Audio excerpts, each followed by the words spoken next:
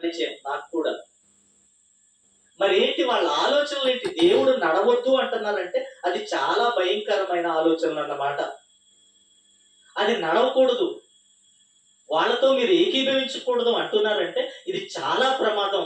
అయితే ఏంటి ఆలోచనలు ఎలా ఉంటాయి? దేవుడే వద్దన్నారు అంటే, దేవుడే వీటిని దూరం చేయండి అంటున్నారంటే, అమ్మో దీని వెనక ఏదో ప్రమాదం ఉంది. ఇలా మనం బైబిల్ చదవాలి. మామూలు విషయాలు కాదు కదండి. ఒక మనిషి పంచుకున్నవి కాదు కదండి. దేవుడు మనతో మాట్లాడుతున్న సంగతులు కదా. భయపడాలి కదా. ఇదిగో దేవుడు నా కోసం ఇచ్చారు ఈ గ్రంథాన్ని అని పరిశీలిస్తూ ఆయన మనసును అర్థం చేసుకోవాలి. ఈ రోజు ఒక మనిషి మరో మనిషికి అర్థం కావడానికి కొన్ని రోజుల సహవాసం చేయాలి అని, ఇంకా సామెతలు ఉన్నాయి 6 నెలల సహవాసం అని.